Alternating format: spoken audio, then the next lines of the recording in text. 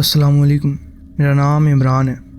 ये कहानी मैंने पहले किसी को पूरी तरह नहीं बताई है, आधी इधर आधी उधर, इसलिए कि जो हुआ वो इतना अजीब था कि लोग यकीन नहीं करते थे, और जो लोग यकीन कर लेते हैं उन्हें डर लगता है।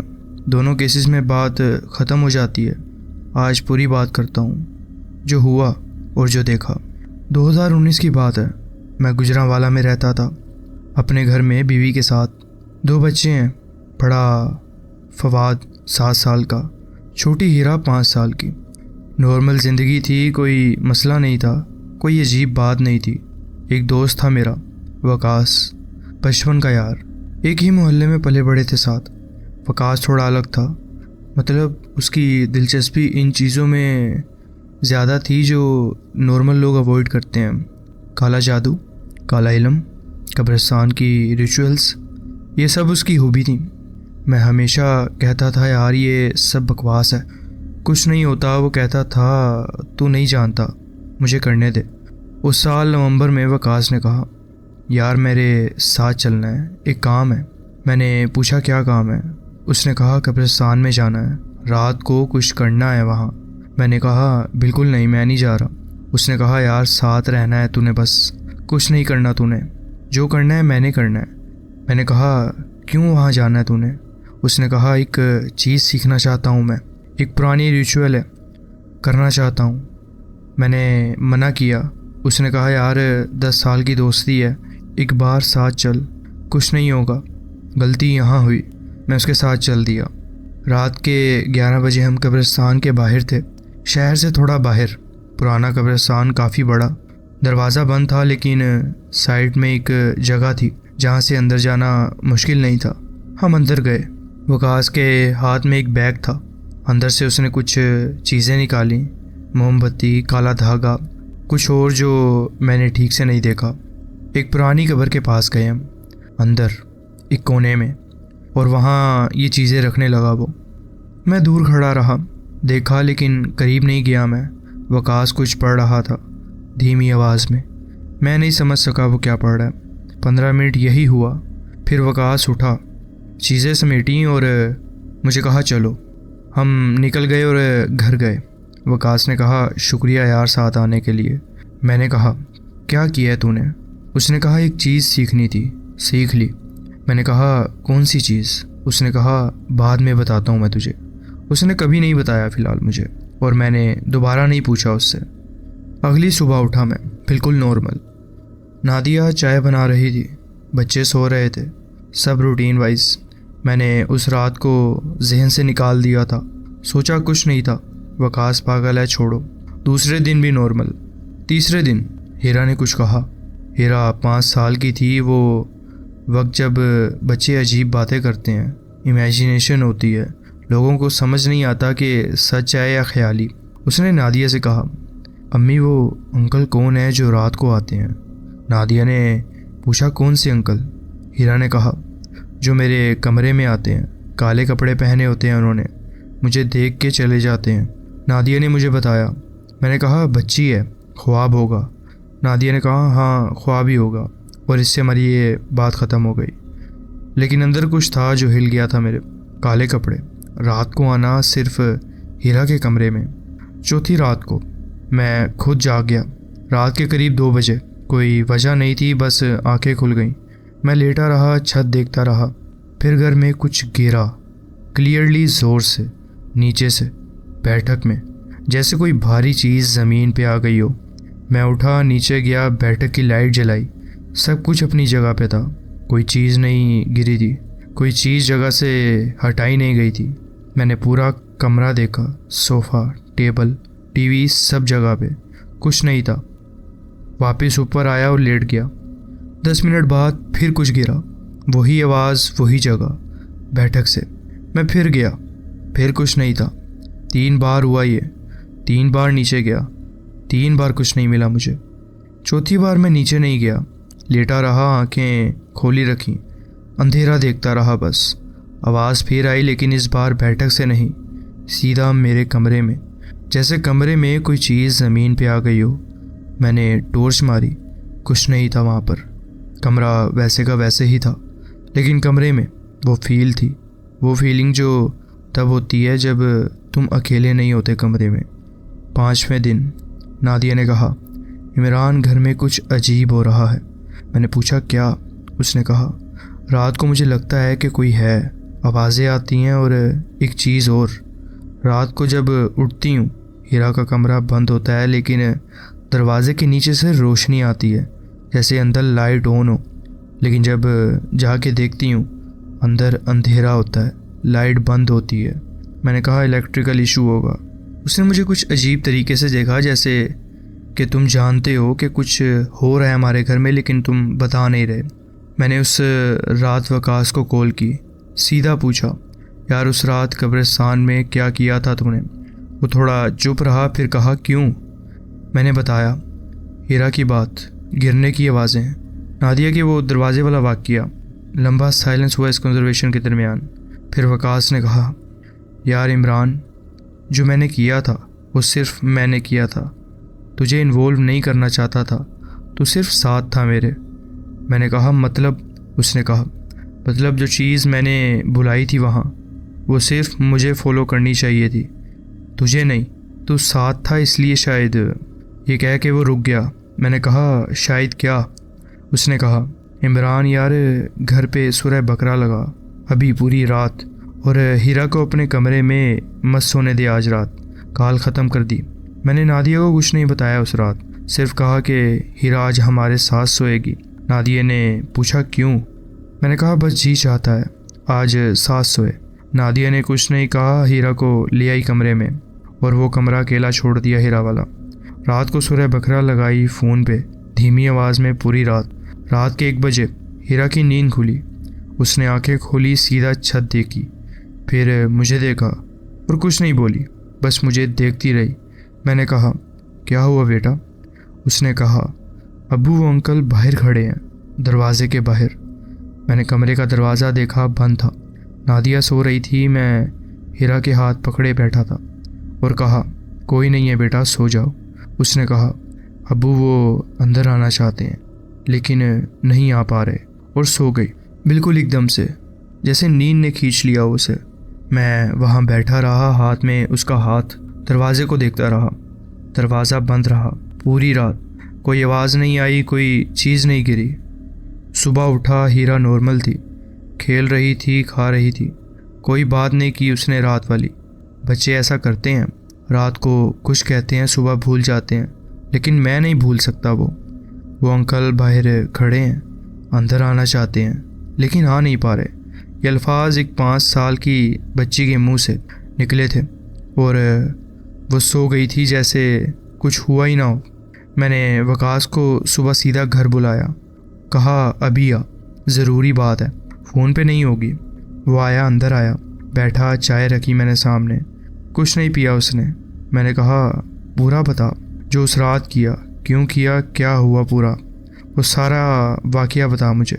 वो काफ़ी देर चुप रहा, फिर बोला यार जो मैंने किया वो एक पुरानी चीज़ थी, लोग करते हैं, कब्रिस्तान में रात को जाते हैं, एक रिचुअल होती है, कुछ चीज़ें रखते हैं एक कब्र पे, कुछ पढ़ते हैं, कहते हैं इससे एक चीज़ मिलती है, एक कुव्वत, जो तुम चाहते हो वो मिलता है तुम्हें। मैंने कहा क्या चाहिए था तुझे? उसने कहा पैसे, काम नहीं चल रहा था यार, बहुत प्रॉब्लम थी, सोचा अगर कुछ हो सकता है तो कोशिश करूं। मैंने कहा और वो चीज़ जो तूने बुलाई वो मेरे घर क्यों आई? उसने अंदर से लंबा सा सांस खींचा एक और कहा इमरान ये चीज़ें जो कब्रिस्तान में होती हैं वो सिर्फ उसको फॉलो करती हैं जो बुलाता है, लेकिन अगर कोई और साथ हो उस वक्त जो वहाँ फिज़िकली मौजूद हो तो वो चीज़ें कंफ्यूज हो जाती हैं। तुझे भी मार कर लिया होगा उन्होंने। मार कर लिया होगा? ये सुन के अंदर कुछ बैठ गया जो नहीं बताया जा सकता मुझसे। मैंने पूछा अब क्या होगा? उसने कहा यार होनेस्टली मुझे नहीं पता, मैंने ये पहली बार किया था, जो लोग ये करते हैं उन्हें पता है कैसे हैंडल करना है इसे। मुझे नहीं पता था कि तू भी आ जाएगा इस मामले में। मैंने कहा वकास मेरे घर में बच्चे हैं, हीरा किसी अंकल को देख रही है, नादिया डर रही है, तुझे कुछ करना होगा। वो उठा और कहा एक बंदा है जिससे मैंने ये सीखा था। एक उम्रदार आदमी है, उन्हें बता के आया था, उनसे मिलते हैं। उस शाम हम दोनों उस आदमी के पास गए। शहर से थोड़ा बाहर एक छोटा सा घर था, अंदर सिर्फ एक कमरा था, सादा सा। आदमी का नाम नहीं बता सकता मैं। उम्रदार थे, 70 के करीब। वकास ने पूरी बात बताई। उन्होंने सुना, चुप रहे, कुछ नहीं बोले बीच में। जब वकास की बात ख़त्म हुई तो उन्होंने मुझे देखा, मुझे, वकास को नहीं। बोले, तुम कब्रिस्तान में क्या लेके गए थे? मैंने कहा, कुछ नहीं, खाली हाथ गया था मैं। उन्होंने कहा, कुछ तो लेके गए थे, वरना ये चीज़ तुम्हारे घर नहीं जाती। मैंने सोचा जेब में क्या ही था उस रात। फ़ोन था, वॉलेट था, और याद आया हीरा ने मुझे एक छोटा सा खिलौना दिया था जाते वक्त, प्लास्टिक की एक छोटी सी गुड़िया। कहती थी, अब्बू पॉकेट में रखो, वापस आना जल्दी। मैंने रख ली थी, भूल गया था मैं, मेरे पास ही थी। मैंने उसे जाते हुए बैठक में नहीं रखा था, मेरी पॉकेट में ही रह गई थी वो। उन्होंने कहा, वो गुड़िया, वो घर वापस आई, तुम लाए, वो साथ आ गई। हीरा की गुड़िया, हीरा का कमरा, हीरा जो रात को अंकल देखती है।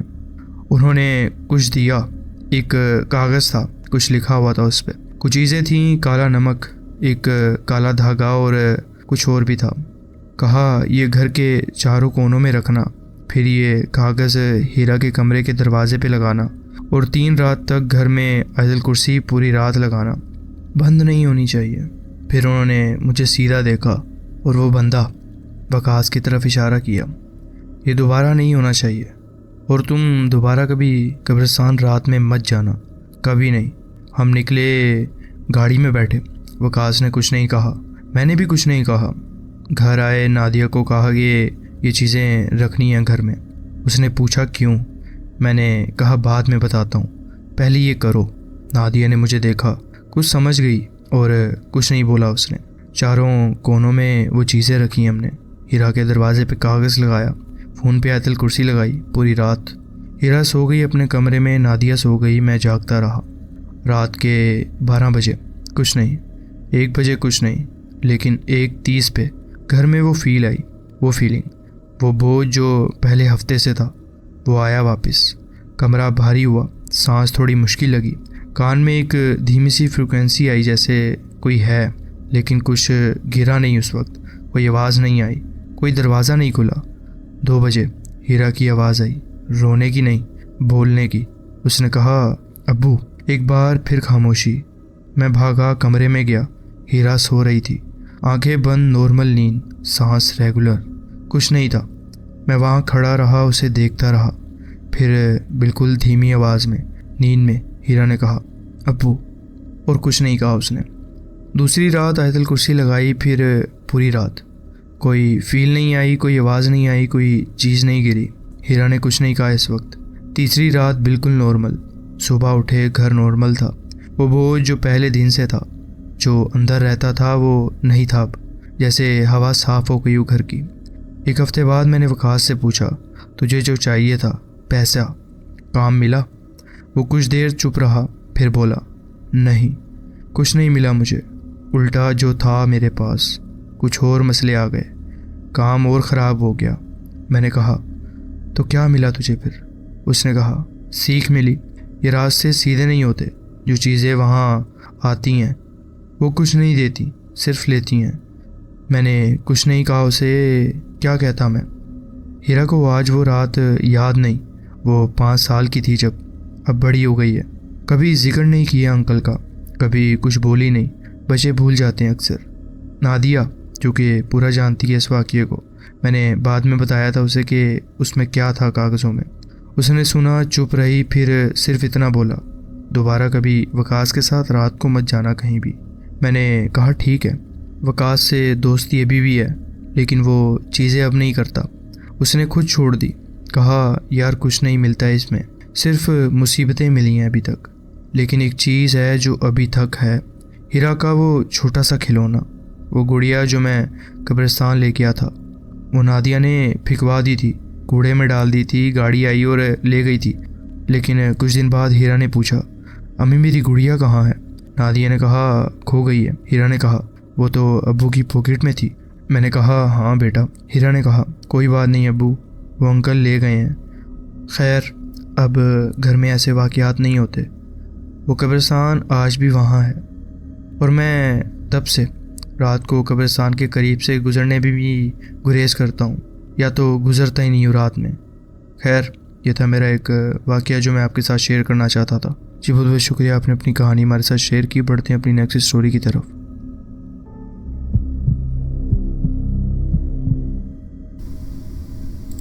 अस्सलाम वालेकुम। हमारे साथ कुछ अरसा एक रिश्तेदार रहे थे, तकरीबन 6 महीने। उनका नशा उनको बेपनाह तबाह कर चुका था।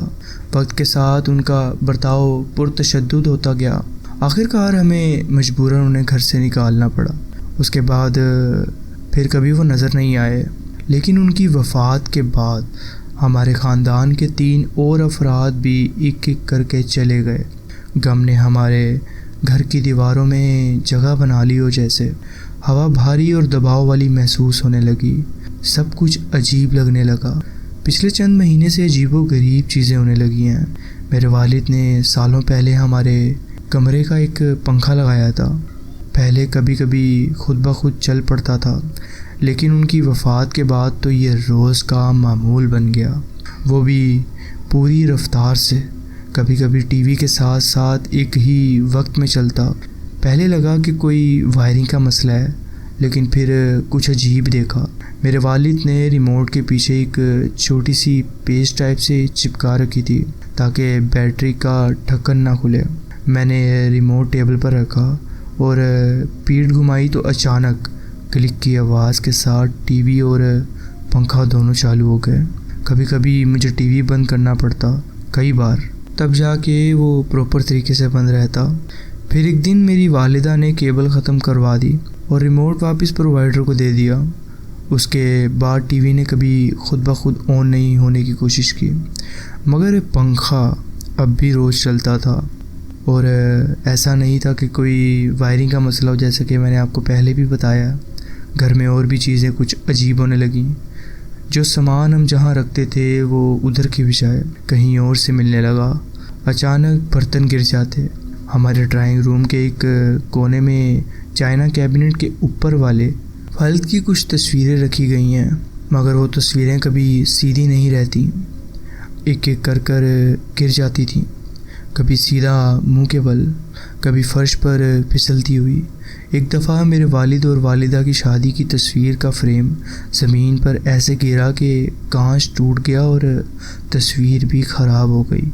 मेरी वालिदा ने इसे एक निशानी समझा और बाकी सब तस्वीर हटा दी। जो तस्वीर सबसे आखिर में टूटी वो वही थी जो मेरे वालिद ने एक दुकान से ख़रीदी थी उस दिन, जब हमने अपने घर से उन रिश्तेदारों को निकाला था। जब मैं और मेरा पार्टनर घर में अकेले होते हैं, हमेशा कुछ ना कुछ सुनाई देता है, जैसे अलमारियों के दरवाज़े ज़ोर से बंद होते हैं, सामने और पिछले दरवाज़ों का खुलना बंद होना, किचन से कुर्सियों की घसीटने की आवाज़ या ड्रॉवर खुलकर ज़ोर से बंद होना। मगर जब भी चेक करते हैं कुछ नहीं होता वहाँ पर। हमारा पेट जो कि या तो दूसरे कमरे में सो रहा होता है या हमारी नज़र के सामने होता है, वो ऐसा कर तो नहीं सकता। और फिर वो आवाज़ें, जब मैं वॉशरूम में होता हूँ और घर में अकेला होता हूँ अक्सर, तो हल्का हल्का कुछ बोलने की सी आवाज़ बाहर से सुनाई देती है मुझे। मैं खुद को ये कहता हूँ कि शायद घर की दीवारें सेटल हो रही हैं। आप ये इमेजिन करें कि अगर आप वॉशरूम में हो, आप घर में अकेले हो और बाहर से आपको ऐसी आवाज़ें सुनाई दें, तो क्या होगा आपके साथ। वही हाल मेरा था उस वक्त। मगर फिर मेरी आंखों के सामने कुछ हरकत महसूस हुई, साए जैसी, कुछ जो बिल्कुल नज़र ना आए लेकिन महसूस हो। एक दिन तो मैंने उसे खुली आंखों से देख लिया। भूरा रंग का इंसानी शक्ल का एक साया मेरे किचन में खड़ा था। कल मेरी फूफो का जनाजा था। वो जवान थी और उनका इंतकाल बिल्कुल अचानक हुआ है। सब बहुत उदास थे। रात को मैं और मेरा पार्टनर पीछे का विरांदे में देर तक बैठे रहे, सिर्फ बातें करते रहे। हमारा लॉन चारों तरफ से बंद है और हमारा कुत्ता बिल्कुल हमारे पास आराम से लेटा हुआ था। अचानक मेरी बात के दरमियान ज़मीन पर भारे कदमों की आवाज़ सुनाई देने लगी, तेज़ और इरादे के साथ। लेकिन ये ना इंसानी थी ना जानवर जैसी, कुछ बीच का था। गहरी गूंजती हुई आवाज़, कुछ अजीब सी आवाज़। जिस लम्हे हमने वो आवाज़ सुनी, हमारे अंदर के हर जज्बात ने चीख कर कहा, भागो।